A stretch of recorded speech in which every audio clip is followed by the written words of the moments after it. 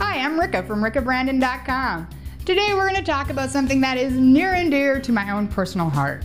The difference between being an owner and a manager. So when I started my career way back in 2001, I was very quickly promoted to management, and I was very good at it. They jokingly referred to me as the coal mine because I could take a rough piece of coal and turn them into a diamond just by applying pressure and kind of making sure that everybody knew what was expected. I was a really great textbook manager of holding everybody accountable and talking about it, and it was so great because it was my entire job to make sure my team was performing. Then I became an entrepreneur, and suddenly my job got way, way bigger. And I didn't have 3 levels of management above me in case things got complicated. Everything started and ended with me. And that made being a manager a lot trickier because 1, I have a ton of other things to do, and 2, it is a little bit awkward to discipline someone and fire somebody when you're essentially saying, hey you're not good enough for me. Uncomfortable. I don't think anybody likes that. And so for my first few years as an entrepreneur, I really struggled with this.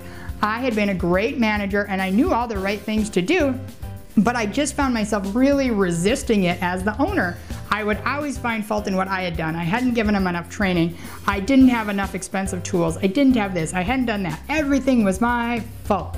It's very exhausting, and as they say, don't shit all over yourself, right?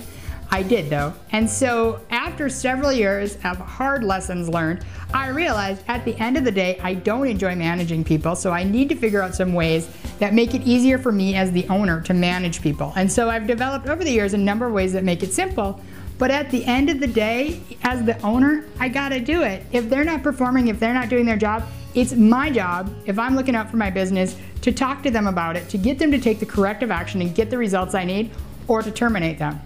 And that's not great, but I want to own my own business and I don't want to have a boss, so I have to do the hard things that other people don't want to do, otherwise I shouldn't be an entrepreneur. So I think there's a huge difference between being an owner and a manager.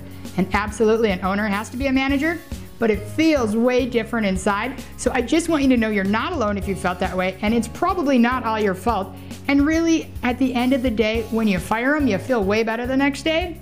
And when you're managing somebody and you coach them and they improve and they're able to deliver what you need them to, you feel better, they feel better. So making those difficult choices and taking those uncomfortable actions are important for your business and for your growth as an entrepreneur.